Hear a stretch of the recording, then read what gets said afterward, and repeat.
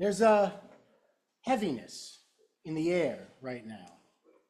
You can feel it in the conversation after services, in the worried glances at the news, in the questions I've received asking if it's safe to wear a Star of David in public.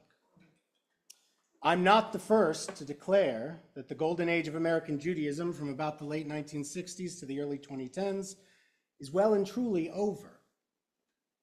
In the past 2 years, we've seen everywhere from college campuses to international bodies become more hostile territory. Jewish students are told their grief is offensive, their identity is political, and their very presence is a provocation. We've seen mobs outside synagogues in LA, New York, and Toronto, and mobs inside city halls across America. We've watched people excuse terrorism, actual terrorism and murder, as justified resistance, and we've seen prominent cultural and media institutions fall over themselves to stay silent when the motivations of performers to attackers are anti-Semitic. This isn't just coming from some distant radical fringe anymore. It's being normalized. It's in faculty emails and fashion magazines. From both the far left and the far right, anti-Semitism is moving into the bloodstream of the mainstream. I understand why so many are afraid. We should take threats seriously. To be Jewish today is to have your eyes wide open.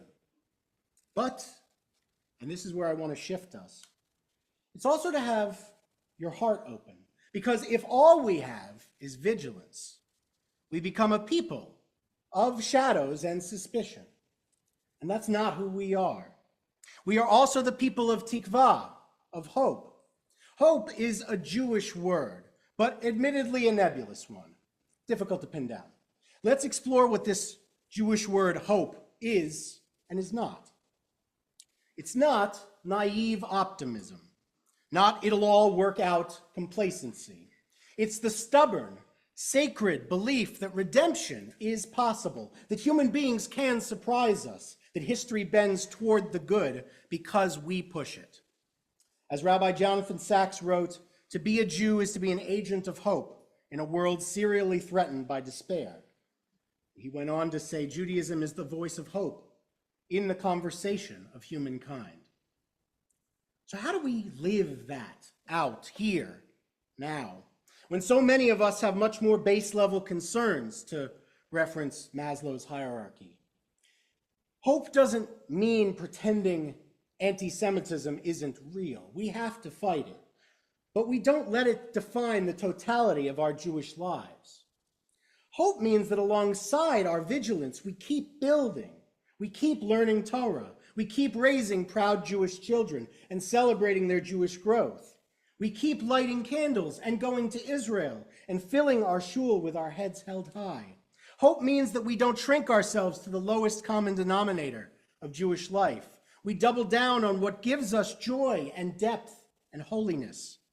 We don't just react, we create. We do mitzvot and we beautify their doing.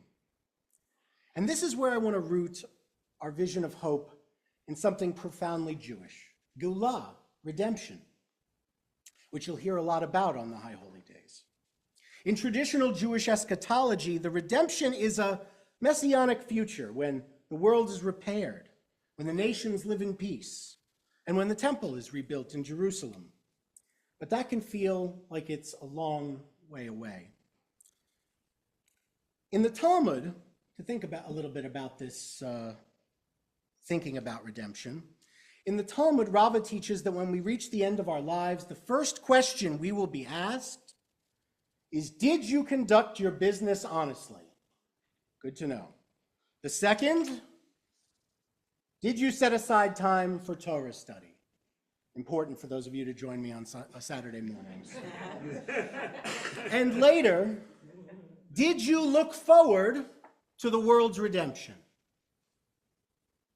That doesn't mean you have to believe it will come tomorrow. But to say yes, you have to act in ways that make it more likely. Hope then becomes a daily practice, an action. We don't just think it, But we do it in the world every day. It's paying workers on time. It's teaching our kids Hebrew. It's wading into public affairs and saying, I'm a Jew and I care about this, and you don't get to kick me out or disregard me. It's traveling to Israel and saying, I see the glories and the flaws, and I'm still proud to be a part of this story. Hope is daring to believe that we are not just the inheritors of trauma, but the authors of tomorrow. When we say the words of the Amidah, Matzmiach Keren Yeshua, we bless God for causing redemption to sprout. That verb, Matzmiach, is agricultural. Redemption is something that grows slowly, with effort, in fits and starts, but with the promise of life. That's the hope I want us to lean into right now. Not the hope that anti-Semitism will magically vanish, but that Judaism will outshine it.